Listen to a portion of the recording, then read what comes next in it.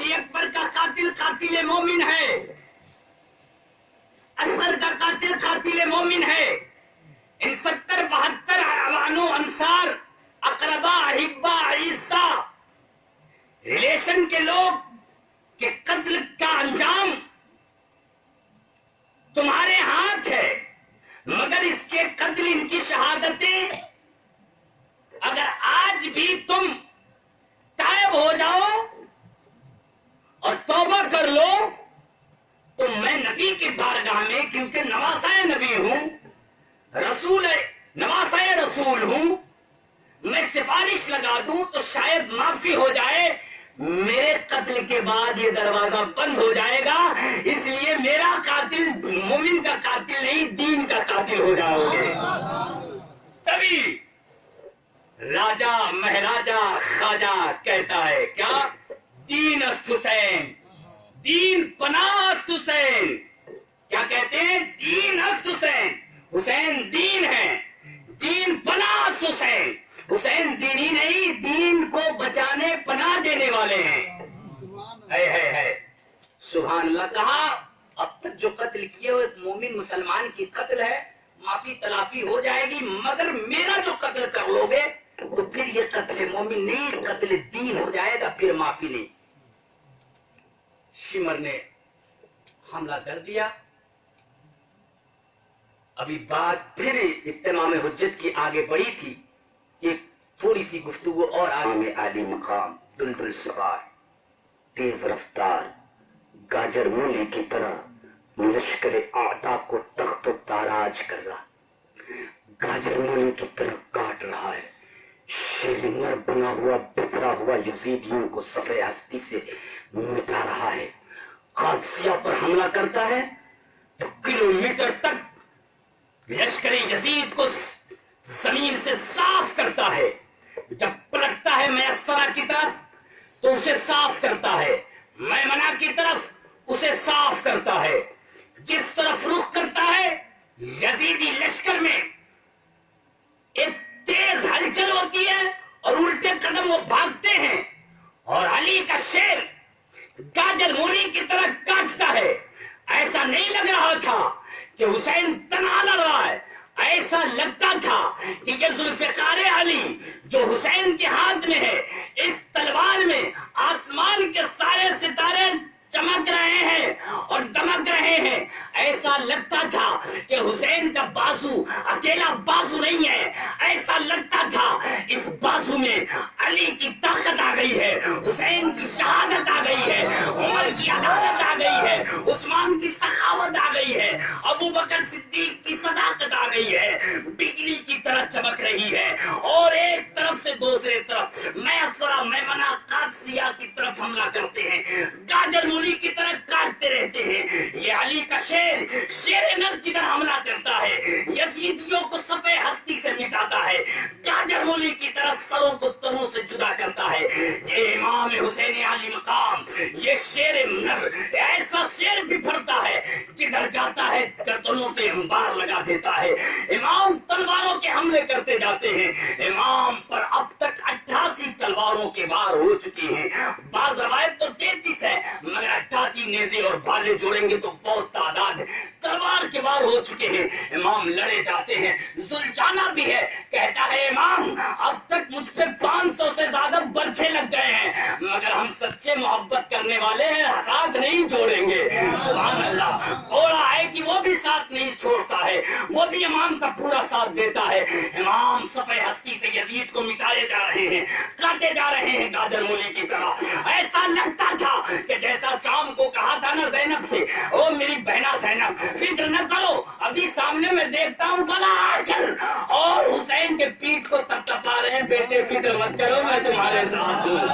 سبحان اللہ سبحان اللہ۔ ایسا لگتا تھا کہ یہ صداقت، سخاوت، عدالت، شجاعت، امامت، خلافت سب کچھ علی کا بیٹا اپنے بازو میں تھامے ہوا ہے، اور کہہ رہا ہے کہ رہتی دنیا تک کو یہ سبق دے جاؤں گا کہ یزید جیسا جب بدبخت اٹھے گا حسین کا نام لیا جائے گا، دین زندہ ہو جائے گا۔ سبحان اللہ سبحان اللہ۔ مگر یہ اب تک لڑ تھا، اب ان دشمنوں نے کہا اب مشکل ہے، چاروں طرف سے گھیرو. بہت اب مختصر سی بات سنیے، تھوڑا سا اور واقعہ بیان کرنا لمبا ہوتا جا. چاروں طرف سے گھیرو. گھیر لیا گیا چاروں طرف سے. امام کی طرف خیمے کی اوٹ سے خاتون دیکھتی ہیں، گرد و غبار میں یہ رنگ چھپا ہوا ہے. زینب روتی ہیں. پھر دیکھا کہ ام رباب روتی ہیں. زینب چپ ہو گئی. ام رباب کو کہا رباب کیوں؟ تیر کی انیاں آپ کے جسم میں چھپ گئی تھی. یا تاریخ ابن خلدون پڑھیں 3 جلد تو وہ کہتے ہیں 1200 نہیں 120 کی تعداد تھی، اس پہ ایک زیرو اور لگ گیا، مان لیے 120 تھی. 120 انی زخم. پتہ ہے ان تیروں میں کیا زہر لگایا جاتا ہے؟ زہر. جیسے بارود کا اثر کرتا ہے نا، ویسی زہر لگایا جاتا ہے. خالی وہ خون نہیں بہتا ہے، زہر اندر پھیلا کے انسان کو مار دیتا ہے. 120 اللہ اللہ اللہ اللہ چاروں طرف سے گھرے ہوئے ہیں. امام عالی مقام پہ ایک واد خولی کی طرف سے شمر جوشن کی طرف سے پیشانی پر آتا ہے. یہی پیشانی جو بوسہ گاہ مصطفیٰ ہے. پیشانی پر آیا اور تیز زخم ہوا، خون کا فوارہ نکلا. امام نے دونوں ہاتھ سے چہرے پہ ملا. کہ سبحان اللہ، نماز کا وقت تھا، چلو خون سے وضو ہو گیا. دیکھا کہا شمر بدبخت، سچ کہا تھا میرے. دیکھیے امام ابھی ہوش میں ہیں. سبحان اللہ.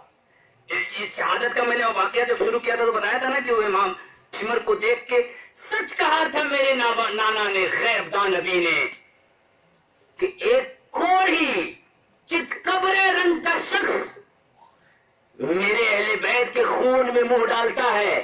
یہ شمر، یہ چت یعنی اس کو پھول نہیں ہو جاتے ہیں، وہ سفید داغ پڑ جاتے ہیں، اس کو حقیقت میں اسی کا داغ تھا.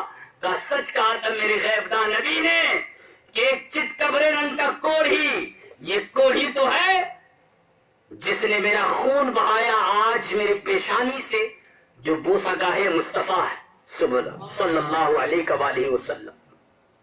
امام عالی مقام زخموں سے چور. عرش کا امام، فرش کا امام، امام عرش مقام گھوڑے پر اب زیادہ دیر سکونت نہیں رکھ سکتے تھے. ہلکے سے نیچے آتے ہیں، گھوڑے سے فرش سے زمین پر تشریف لاتے ہیں. میں کیوں کہوں گھوڑے سے گرتے ہیں؟ گھوڑے سے نیچے تشریف لاتے ہیں، فوراً زمین پر آتے ہی پیشانی زمین سے ٹچ ہو جاتی ہے. جس کو آپ نے سنا ہے نا کہ سجدہ کیا سجدہ کیا، وہ اس طرح سے پوری تاریخ ہے. جیسے ہی گھوڑے سے تشریف لاتے ہیں تو زخموں سے چور تھے، اور آئے زمین پر تشریف لاتے ہی آپ کی پنڈلی بائیں زمین پر ٹچ ہوئی، اور دوسری شے آپ کے جسم کا زمین سے جو لگا وہ پیشانی. زمین پر لگ کر کے یہ کہہ رہی تھی مالک زخموں سے چور ہوں.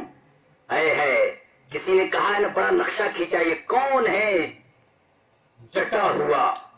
یہ کون ہے ڈٹا ہوا، خون میں اٹا ہوا، سارا جسم کٹا ہوا پھٹا ہوا، سارا جسم کٹا ہوا پھٹا ہوا. یہ نبی کا نور عین ہے، یہ بالیقین حسین ہے. نبی کا نور عین ہے، یہ بالیقین حسین ہے. پیشانی کو رکھا، کہا مالک تجھے معلوم ہے سجدے میں یہ پیارے لگتے ہیں، اب میں تو کبھی نہیں اٹھاؤں گا. میرے نانا نے کہا ہے، میرے نانا نے بتایا ہے کہ جو جس حال میں مرتا ہے، جس حال میں ضرور نکلتی ہے، اسی حال میں وہ رہتا ہے جب تک دنیا رہے گی. اور جب دنیا پھر سے آباد کی جائے گی، یعنی قیامت آئے گی، لوگ قبروں سے اٹھائے جائیں گے تو اسی حال میں اٹھائے جائیں گے. تو اب تو سر کو سجدے سے نہیں اٹھاؤں گا، اب قیامت میں ہی اٹھاؤں گا. انا للہ و انا الیہ راجعون. خولی سر مبارک بس اتنا آپ سمجھ لیجیے، اپنی زبان سے میں ادا نہیں کر سکتا، اتنا ہمت بڑا چاہیے۔ تھوڑا سا واقعہ آپ سنیے۔ شام کربلا، غریب کربلا،